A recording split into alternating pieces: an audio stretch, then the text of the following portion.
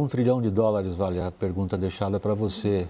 Você teve tempo de tomar um café, uma água e talvez um calmante, Daniel Widner, para expor na medida que você acha que você consiga. Eu estou falando disso sem nenhuma ironia, porque eu sei que é uma pergunta um bocado difícil, que envolve a experiência que você tem apurando política aí em Brasília.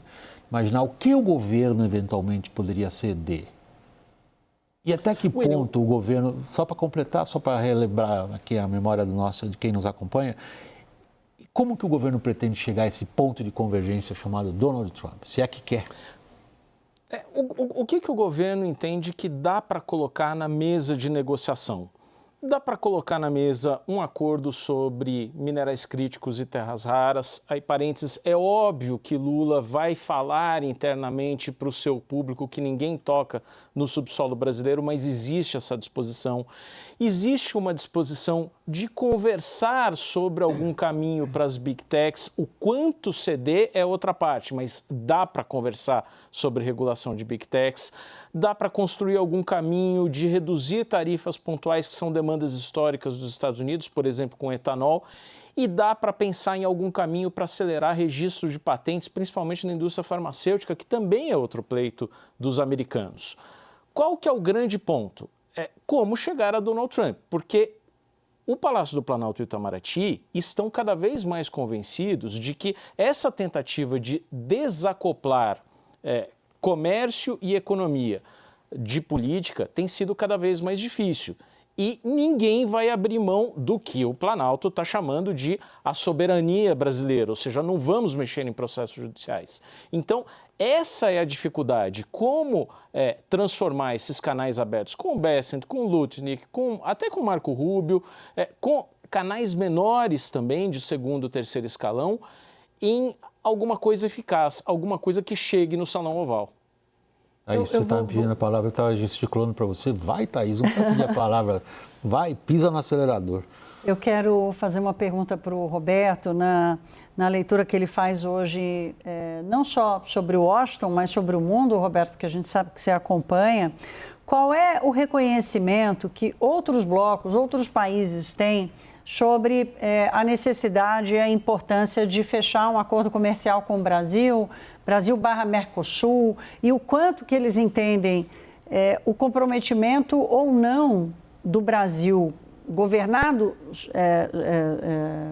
por Lula, de liderar uma discussão, uma negociação de outros acordos comerciais para o Brasil se fortalecer internacionalmente?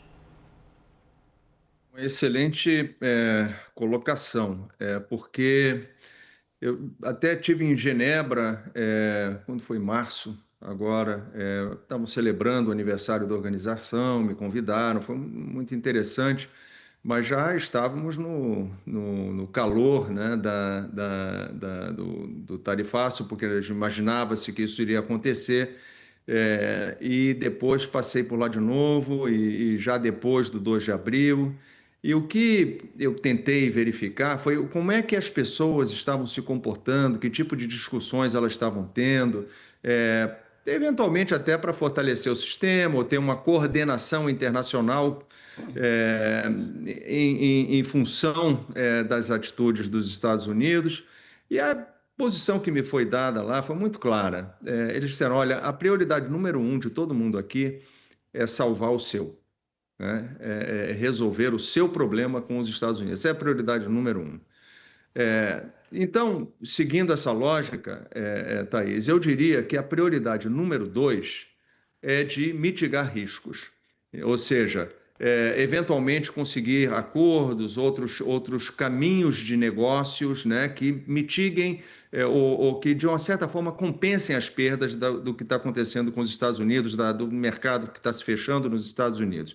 Isso é complicadíssimo, inclusive porque, no próprio caso do Mercosul, União Europeia, por exemplo, o que está acontecendo com os Estados Unidos é que provavelmente haverá um compromisso europeu de comprar produtos americanos, né? Se isso acontece, o agricultor francês ou o agricultor europeu vai estar preocupado em não ter que fazer 2 movimentos. Um é comprar maiores produtos e commodities agrícolas americanas e depois comprar do Mercosul também, né? Então, isso dificulta, de uma certa forma, a negociação de acordos onde países já estão se comprometendo em áreas sensíveis, né? A terceira ordem de prioridade que existe é como é que nós organizamos o mundo, né, pós o novo normal. Vamos dizer que essas negociações com os Estados Unidos se acalmem, chegamos a um entendimento de uma maneira geral, a grande maioria dos acordos foram fechados, os Estados Unidos colocam agora um novo nível tarifário ali em torno de, sei lá, 10%, 15% na maioria dos casos, 20% em alguns outros. E aí normalizou-se o quadro, estabilizou-se, vamos dizer assim, nesse novo normal.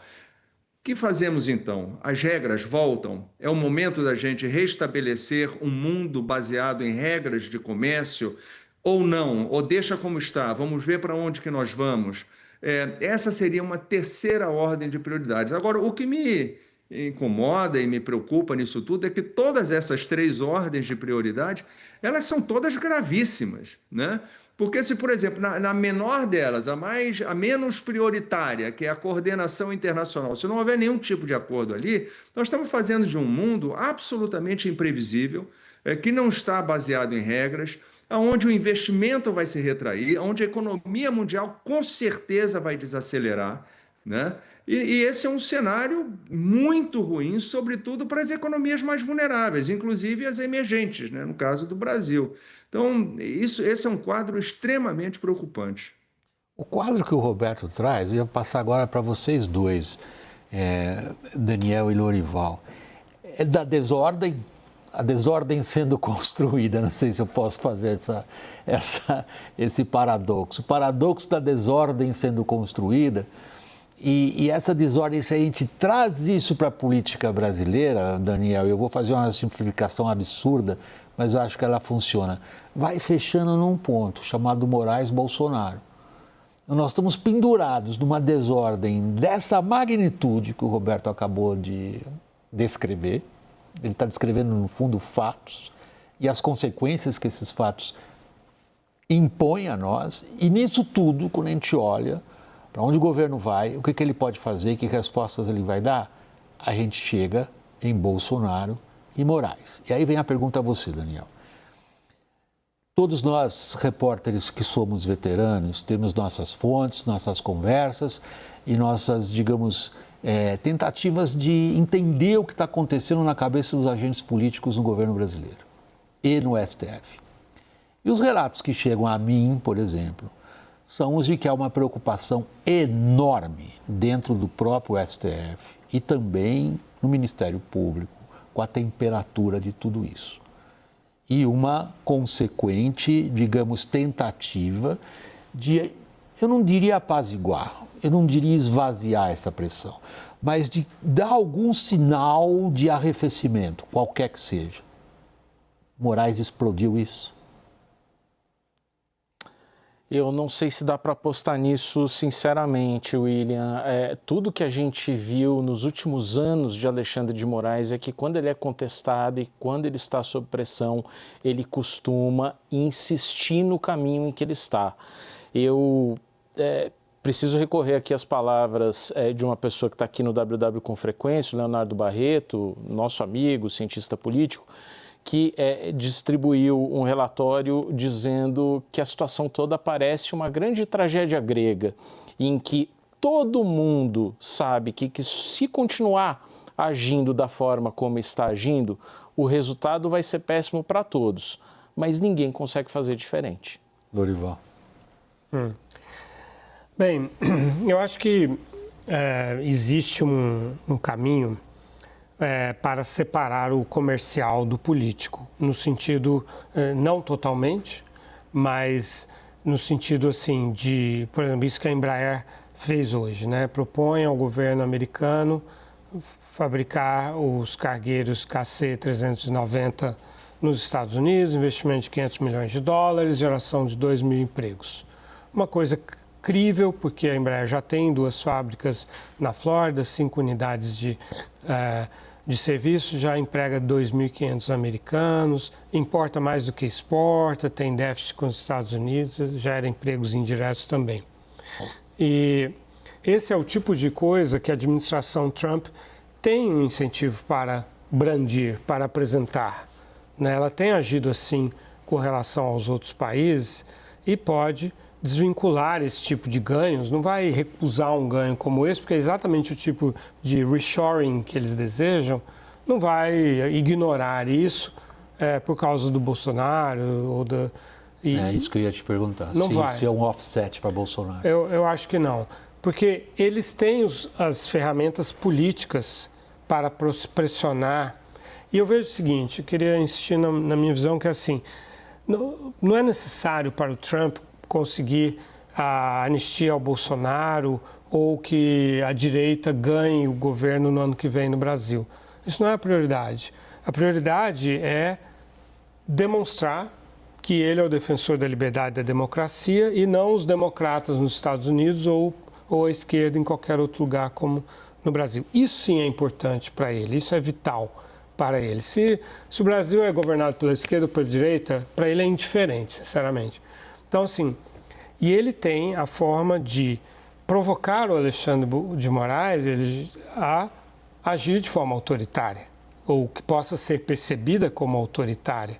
Isso ele já conseguiu, esse canal ele já encontrou. Então, pela lógica, eu acredito que ele vai atuar muito mais nesse sentido das sanções, né, econômicas contra o Alexandre de Moraes e contra quem quer que reaja, para que haja uma escalada na esfera política, do que tracionar essa questão comercial por razões políticas. Eu acho que esse não é o caminho. Ele vai usar as tarifas com uma função geopolítica. Então, nesse sentido, sim, pode ser que respingue sobre o Brasil a tarifa de 100% que ele deseja aplicar à Índia e aos países que fazem comércio com a Rússia. Mas isso é um uso geopolítico da tarifa.